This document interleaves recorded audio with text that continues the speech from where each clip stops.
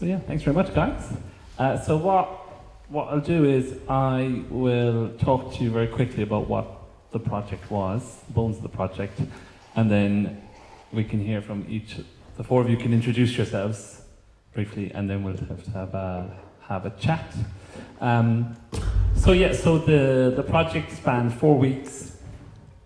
We had 2 weeks in Galway a month ago, and today culminates the end of 2 weeks in Glasgow. It was an open call, and the brief basically was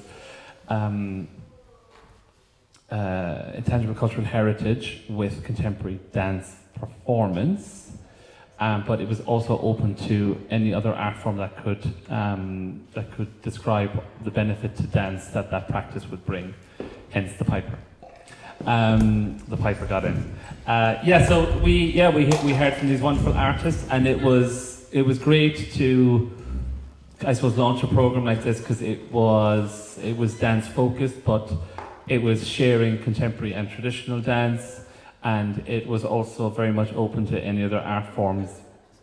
The most striking was the piping, and less the piping, more the mouth music that you talked about was the thing that got it across the line, I suppose, because you were articulating how in dance halls the mouth music was used to support dancing, and of course that chimed with the selection process, which was really, really great to have you on board. And the ethos of the 4 weeks has been very much just kind of supporting the curiosity of these four people, what they wanted to propose and what they wanted to bring into the room. I like to think I steered every now and again, but there was absolutely no shortage of ideas in the room, and it was an absolute pleasure to facilitate these four people, and just the richness that came from each of your practices, meeting one another's practice, the collaborations that took place every day. I proposed a structure which was in Galway. Each artist would lead a workshop in the morning session, and they would propose things from their practice in that workshop, and then the afternoon session was the other three responding to that one in the morning. Just so everyone could get a feel for what everybody else's curiosity was. And then in Glasgow, it was a full day. So it was a single artist leading for a full day, workshopping and just building and gathering ideas. Galway brought us to a very, am I right in saying solo-focused symposium, and then this symposium has been the opposite, has been more about connections and collaborations across the four artists. Okay, so I'm going to pass you over, and if you just want to introduce yourselves properly at the end of the day, and just a quick synopsis on your practice. Hello, my name is Vaughan. I'm from the Isle of North Uist, and I am a musician primarily, although I'm definitely going to add tentative mover to my CV after these 4 weeks. I'm originally a piper, and I sing a Gaelic song as well, and I usually combine the two with the small pipes, which is a set of pipes I was playing there, and recently I've begun to make them. So that's where you could see Jack was kicking things about, and Annette was wearing a helmet. That's all kind of gear I brought in there, just in case you were wondering. Yeah, that's me basically. Hello. Wow, I'm loud. I think I kind of know everyone already, so I'm Jack. I'm a dancer. I live here, just down the road. I did Irish dancing competitively and professionally, and then went to ballet school, and now I'm somewhere in the middle of that, I think. You've got your own. Yep. Okay. Brenda Meitheal Gila or Brenda Tufley.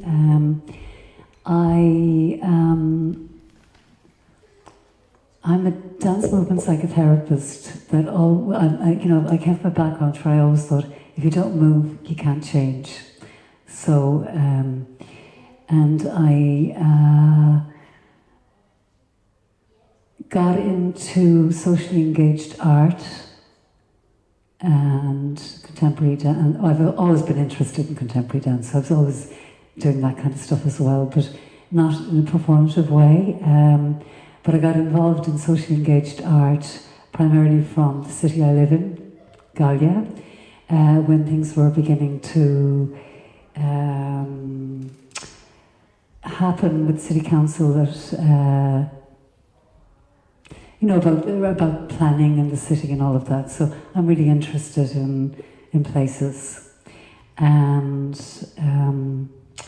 my most recent engagement has been, I've been working on a Gaeltacht island. I'm a recovering Gaeltacht speaker, and that brings up a whole load of stuff around language and loss and belonging. And it's significant for me being in Glasgow, because some of my family came here during the wars and between wars, and my mother was born here, and this is my first visit. My name is Aneta Dortova, and my background is in competitive Irish dancing and Irish music. That's what I started doing when I was in my teens, so I was a musician for a long time. And I suppose when you play Irish music, you will sooner or later come across dancing as well. So that kind of sparked the interest, and that's the training that I embarked on first. And then I discovered Sean-Nós dancing, which is another style of solo step dance from Ireland that's more focused on improvisation, so that suited me really well, and on accompanying the music. And I have knowledge in other styles of traditional percussive dance as well, and tap dance as well, which we could call tap dance a folk dance too. And I am a contemporary dancer. I love floor work and acrobatics, and that's what I'm fully dedicated to these days. And I like collaborating with other dancers very much. That's my very, very favorite thing in the world, and with other musicians, and I just love live music and dancing to live music and creating with live music and creating with other artists, no matter what discipline. C'est ça. Great, thank you. So that's our four artists. So a core principle of the 4 weeks has been about building relationships between the traditional and the contemporary, between Scotland and Ireland, and between all 4 of you. So I'm going to put you all on the spot. Great. And and actually, what I would like to hear from all of you to know if one thing you have learned from somebody else in the group. Aneta, you love to collaborate, so you'll go first. I learned so much that it's hard to... No, for real though.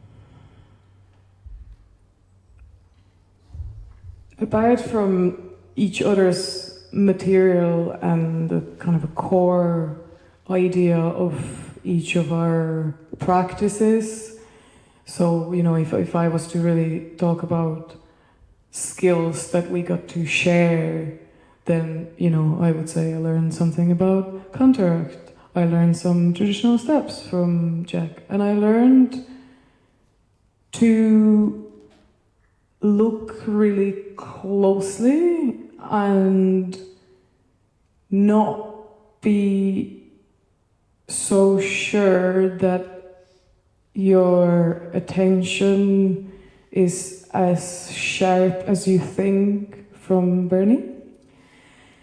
That's what I learned from each one of you, like, practically, but also by trying to share my own practice or what that is at this particular moment, because obviously we're not made of stone, so our practices keep evolving throughout our life, and the interests keep changing, certainly in my case.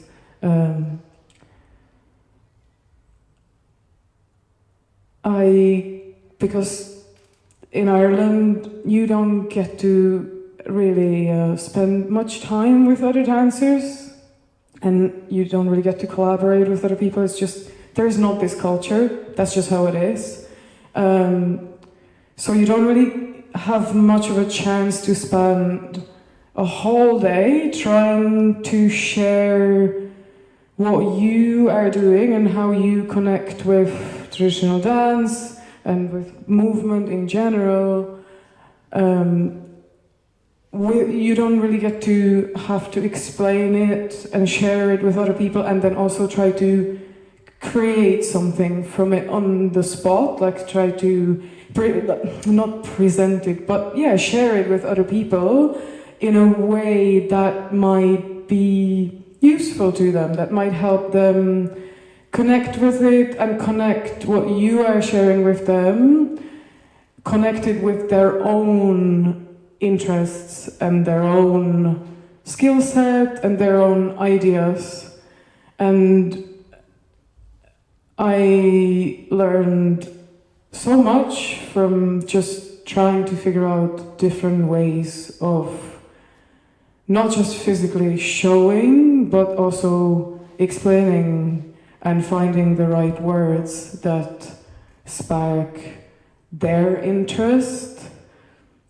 Because it's one thing to, be really excited about what you're doing, but then you need to be able to also find a way to articulate it so other people connect with it. And that is something that needs to be practiced also. So I got to practice that a little bit. I think that's it. Well, rather be thorough than not talk at all. Yeah, that's hard. That's me told. That's hard to follow, isn't it? Yeah. I learned a lot about what happens when you've got a structure that sets up deep sharing. So, from the very beginning, that we got to share our practices with each other, and that so much respect came on board from everybody, and joy and engagement and interest in each other's work. I knew very little, even though I'm Irish, and I had left Irish dance classes a long, long time ago, and I'd probably been much more engaged in martial arts and contemporary dance practices, and as I said, I'm socially engaged. And I saw and learned how, with each of you differently, there was all this incredible, from very disciplined artists who gave totally. And I have to say, this is a team of total givers. Really, that's genuinely been such a joy. There's been a real kind of following through people's curiosity and engagement. So I want to say really a thank you to Rob and Kristen for actually, going ahead and sort of making this happen, and for everybody who came on board to sort of let this happen. But I'm just kind of in love with this troupe, And I'm going to be skipping, and I know a lot more about piping, and you know, it's like I'm back in, I got to get back into handstands, and you know, it's like, God, I'd turn around and then I would be doing another cartwheel in the middle of sort of when things were getting confusing, you know. So much joy.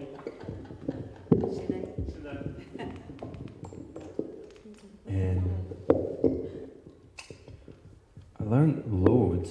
Like, this is my first time working with dancers who don't wear a kilt, so I've been wanting to do that for quite a long time, and this opportunity came up, and I took it and thankfully got in. I think like the first contact we had, Rob, was you gave me a phone call and you were like, you're basically over the line, but like just checking you don't mind, like, would you roll about? Would you roll on the floor? So I kind of knew, getting into it, like, oh, this is exactly where I think I need to be right now. Like, I want to do this. Like, and it kind of, like, from my perspective, coming into that and being the only like primary musician and not like a dancer, it was like deep end, but with such an encouraging group. And I think respect is something that came into it a lot. There was this instant respect between every artist. What I really learned and took and would definitely take away from this and put into practice is just movement in general and being more comfortable moving. And like me, Jack, and the Welsh participant May shared a house in Galway, and we spoke a lot about if everybody just from a younger age was able to move a little bit more, I genuinely think the world might be like a little bit of a better place. I think like if you have a better relationship with your body. So I definitely learned that, like just like being, you know, not that I had a negative one, but it definitely added depth to it, and like just freely improving when like the whole room is like such a safety net. It was great. So I'm definitely going to take that going forward, and I don't think that's something I would have done for a long time if I didn't have the chance to do it and have these 4 intensive, lovely weeks. I don't know really how to follow all of that. Like everyone's already said, like I definitely learned a lot of specific and really interesting things from each person, and just from the kind of relationship that we've had and the way we've all communicated.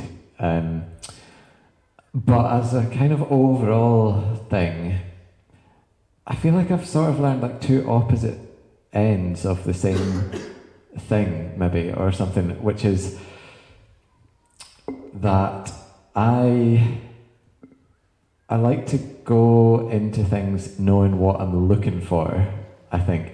And there's something about the kind of setup of this that makes sense on a really kind of superficial level of like, okay, you put Irish dancing and sean-nós dancing and piping, you know, and all this stuff in the room together, bang bang, they'll all interact and that'll be great.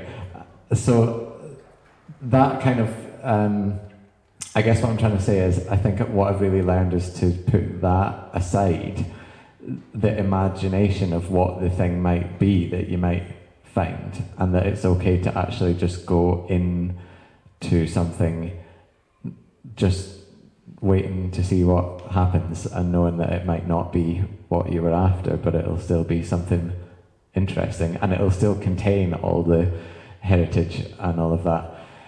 And a big part of that, I think, has been really a lot of what Bernie brought for us was like to do with place and really being in the place that you're in and the places that you've been and paying attention to history and all of that. So that's been a really big thing for me. But then, I don't know, maybe this doesn't make any sense to anyone other than me, but I feel like on the other side of that, there's a lot of scenarios where I would go, okay, yeah, I suppose it's this, like, we sort of know what we're looking for, so let's just see what happens.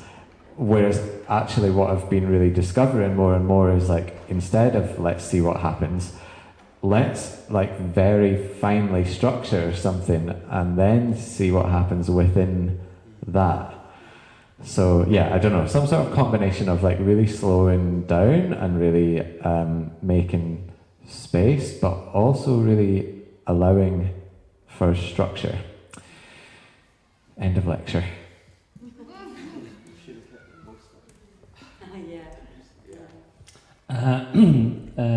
So a big, I suppose, central theme to all of this is where the traditional meets the contemporary. And so I certainly found myself a lot of time we would be mid-task and I would catch myself, and I did say this at one stage to them as well, I was like, where's the traditional in this? It looks very contemporary. And then, but never really vice versa. I think I always kind of like really enjoyed seeing the traditional overpower the contemporary and whatnot. But I just wanted to ask about that balance and your thoughts about that balance with your personal identity, your practice, and the tension between contemporary and traditional.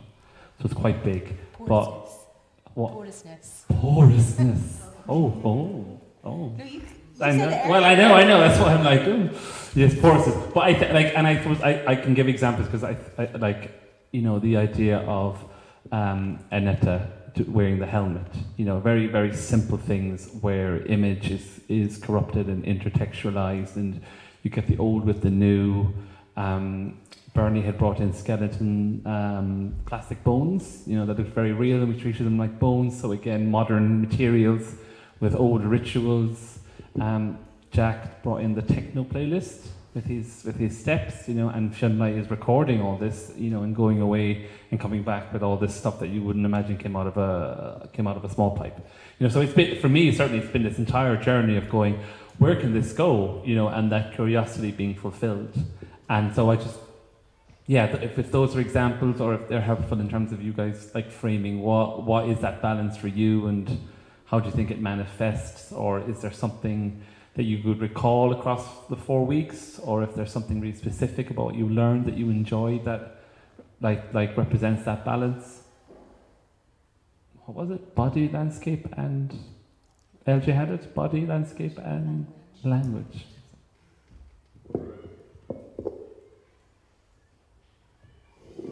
I think my relationship with traditional music and dance was always coming from a place of joy and fun, and that did not necessarily was in alignment with how a lot of the kind of a trad, some people would call them the trad Nazis, their relationship with the music and dance, which, sadly, that is a huge number of people who do traditional music and dance. Like, there's not that much openness to creative expression. So, for me, the traditional and the contemporary, like, that has always been there. It's just now I have the tools to work with them and to feel good wearing both of them together, that they become one and they feel comfortable and they are, they become part of what you are doing.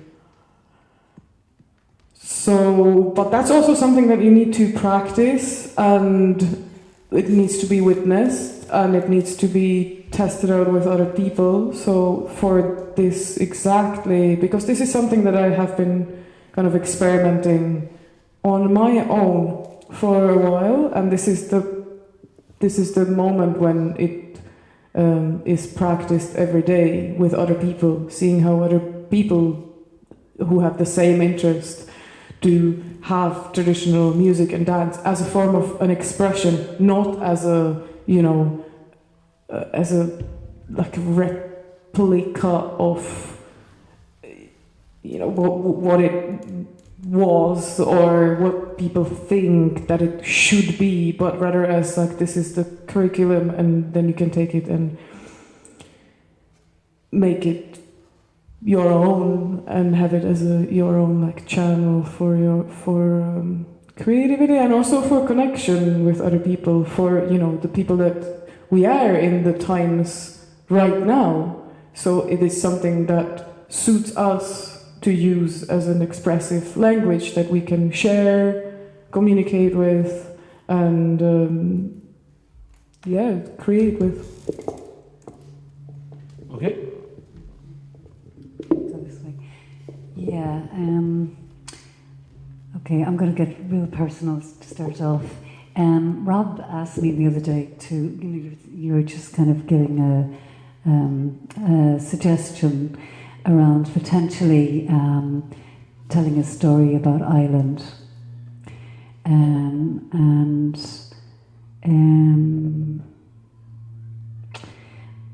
In the last 3 years, I've had the privilege to be on a very small island a lot, looking at landscape, language and the body. And I went there initially because, well, it's a beautiful island, but separate from that, because it's a Gaeltacht.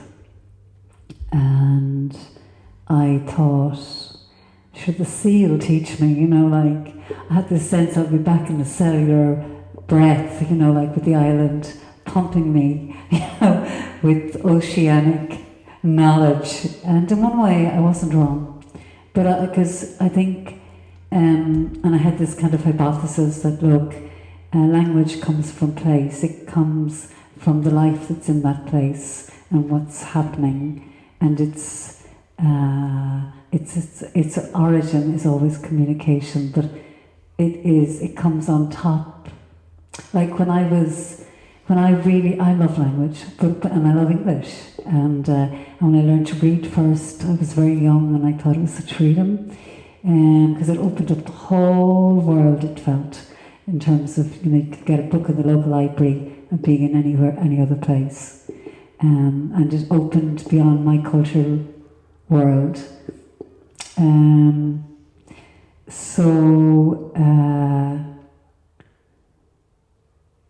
I won't go on too long, but in here, down the garden here, there's a library of books of oak and holly and elder, and and I just think, wow,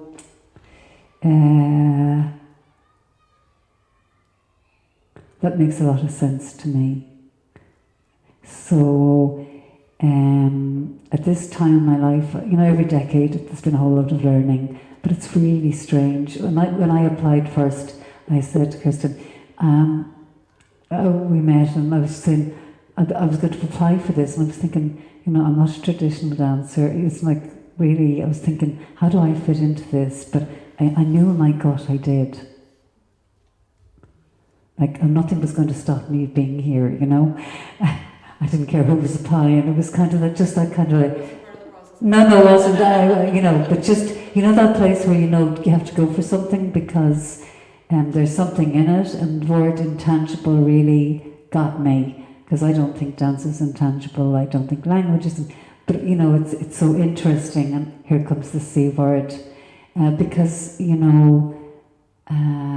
when we try to hold on too much.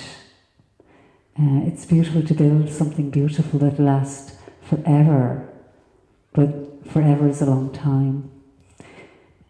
And it's good to die a lot, and to let things go. And that's the nature of being an artist, to interrogate that process.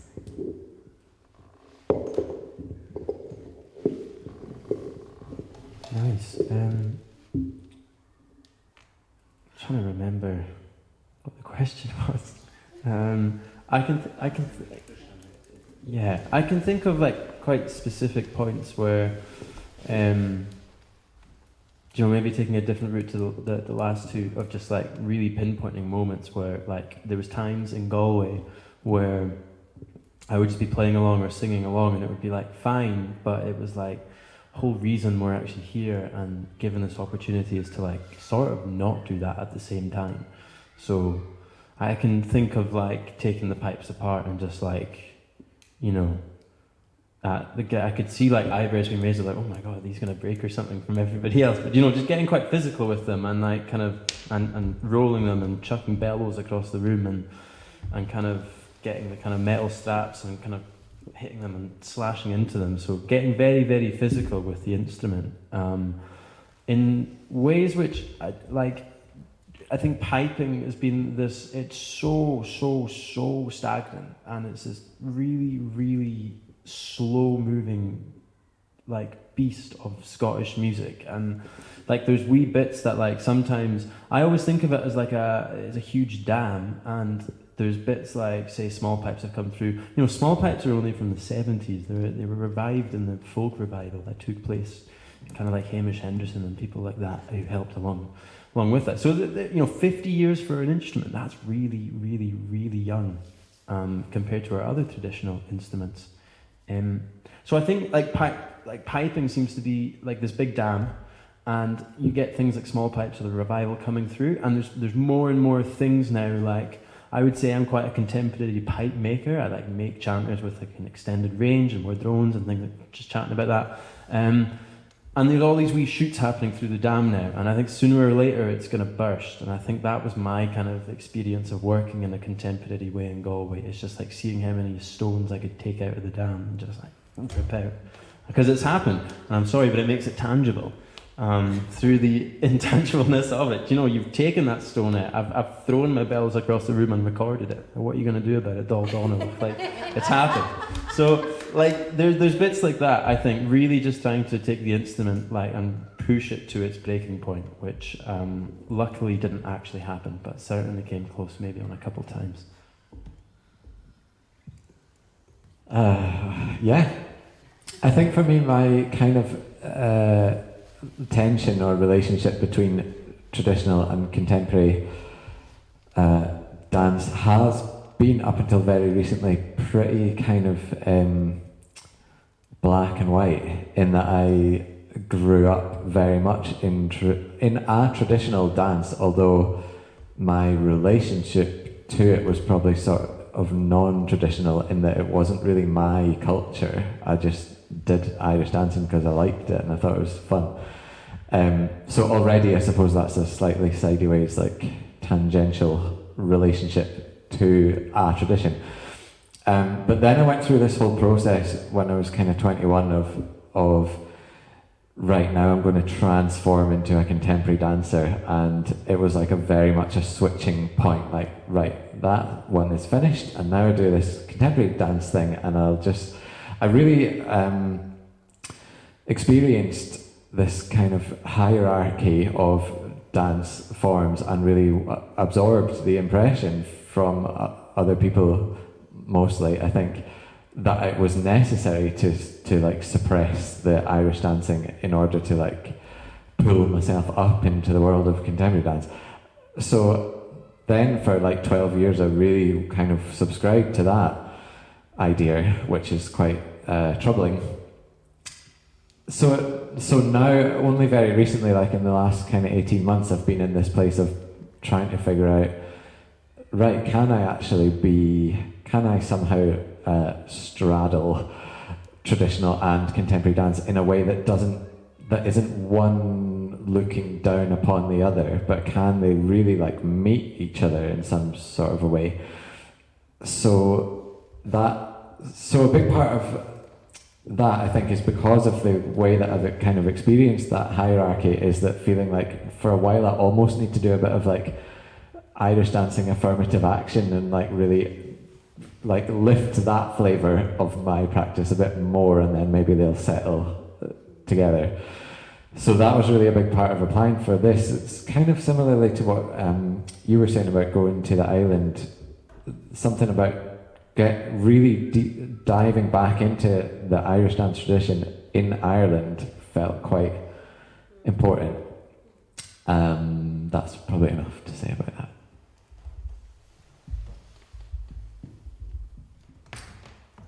Would anyone like to add anything? Oh, pass the mic. Just struck a chord there, Jack, with the hierarchy issue. whereby, we constantly experience this traditional dance form of Scotland. We are just like the poor relative on the when it comes to the dance world in general, whether it's the ballet kind of establishment or whether it's the contemporary arts, contemporary dance world. There's always this expectation that we are supposed to be bringing the stuffy old kind of shoes hard shoes to the table, as opposed to having the license to innovate, to bring the two cultures together. And that's where the living heritage comes in, because we can't possibly mummify a museum, take it from the museum and, just say, look, this is the museum version of all these traditional dance cultures. They're actually, living, breathing things that need to be nurtured, and rather than preserved in the most kind of rigid way in museums and in galleries. That's where it feels that there is room for that, because obviously there is ethnomusicology, and all these disciplines are there to preserve this element. But when it comes to the performative culture, we need to be allowed to do all of this. And that's why it's been such a pleasure to experience the beginnings, the seeds that you're sowing already for something that will probably blossom, possibly in pomegranates. So there is always an opportunity with me as far as curating goes. But yeah, and also the other element of traditional music always being on a par and recognized with traditional dance. That's at least something that died away because of the dance hall movement and the fact that it's just ever so expensive to have, traditional music accompanying, live music accompanying the dancing, because it's just too much to ask for it. But I was so pleased to see that there is, a mixture of the two in this in this residency. But it's wherever possible. And some of you have experienced. We always insist on the traditional musician alongside with whether they're steeped in contemporary kind of medium as well. That's different, but it's always good. So that's our mantra. Whenever possible, we seem to invest more in musicians. They're more expensive for some reason, but yeah, then dancers. Exactly. Let's not open it, but yeah. Thank you.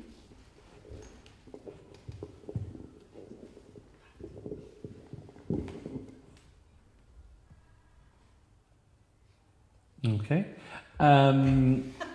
Quite a bunch. I would like to ask, as the last volley of questions, if you four, or if these four, had another week from today, what would you like them to start with on Monday morning, 9 o'clock?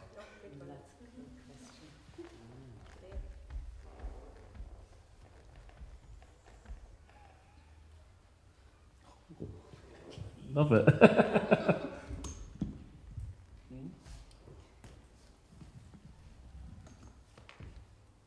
I just think whatever feels appropriate to them.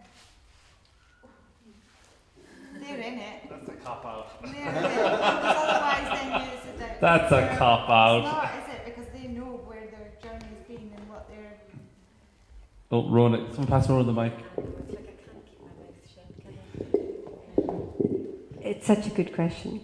But of course, I was thinking about how I was responding to the last piece as you were doing different pieces, and the piece between Annetta and Jack. And every time you went into regular step, I was like annoyed with myself for feeling comfortable and just being, oh yeah, I know that, so I can, and being slightly on edge, but like loving it, but slightly, and it's like, that's an interesting psychology, isn't it? But why am I responding that way? So maybe would ask you on Monday to dive into that a wee bit. the relationship between that sort of, even the black music, every time he went off was a píparagóga, what you were doing at the very beginning, and I know the words, and then you did a note, slidey note, oh, that's not the tune, and I've got it, and I'm into, as the artist and guru, into the experimentation of the art form in a big way. When I'm sitting as a viewer, listening to music, I really know really well, and dance, I know, I got a bit uncomfortable, and I quite like that notion. But I wonder if that's just me because I'm old and I've had that traditional experience. I don't mean because I'm an old person, just that I've got a sort of back catalogue of Gaelic songs, of Gaelic step. Kind of piggybacking on the two of you, I would ask you to go in the studio. So cringe. What brings you joy in your dance? And I'd just like to see what that is. That's my own question. I think you should just go right. I actually considered that, and I was like, I won't be that cruel. You can pass it on to me. We have 2 minutes. My question is from my own experience. I'm visiting from the west coast of Canada, and I work with choreographers and artists as a doing video documentation. So I suppose my invitation would be, how does this process and this interaction change when being recorded, and how might documentation or archival intent reshape some of the questions that move through your bodies? So thank you. Gorgeous question. Oh.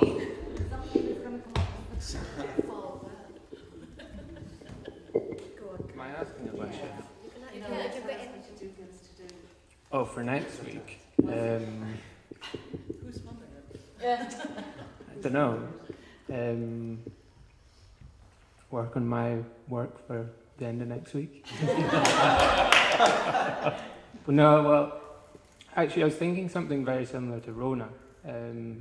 I had the same feeling when I saw, I don't have any knowledge of dance in a traditional sense, except through osmosis. And when I heard and saw the dance and the music start matching up and seem familiar, I had the same feeling. I was like, oh, I kind of know that. And then it meant when you change things up again, it was so much more of an impact than it was before. And and it made me think about, why do I even know those things? Not why am I familiar or feeling a certain way, but where have I learned that? So I think what I'd be saying to go back on Monday and do would be to literally just explore familiarity that you have to certain sounds or steps, and I'm not sure, try and get those feelings out of yourself, because I think you wouldn't have that same kind of uncomfortable feeling because it's normal for you. So try and find that uncomfortable space.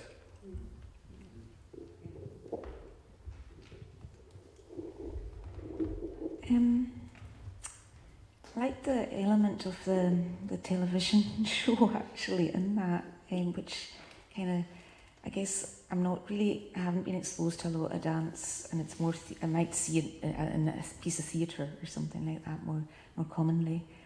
I don't know, maybe chuck an element of spoken word in there, just because I like writing and all of that. But I find myself, do you know this thing where you're looking at something, what does that mean? What are they meaning with this? That's where I go all the time, because I'm just thinking, what are they meaning? And I had it all in my head in about 2 minutes, and I said to myself, oh, Hiri, do you know, it's the master's tools won't dismantle the master's house. That's what they're doing here with good old Audre Lorde, you know. It's like, and I'm thinking, it's great to hear then you say, oh, well, it's my pipes and stuff. Maybe there is some crossover, actually, with that. But, because I just loved how that loops.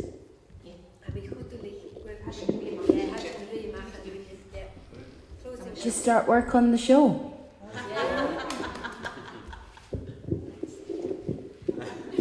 Let's go to the pub. There's a drum and monkey traditional session. We can go dance. I'm going there. Bye-bye. Thank you, everyone. Safe home, and thank you for coming today. And a last round of applause for these 4 fantastic people.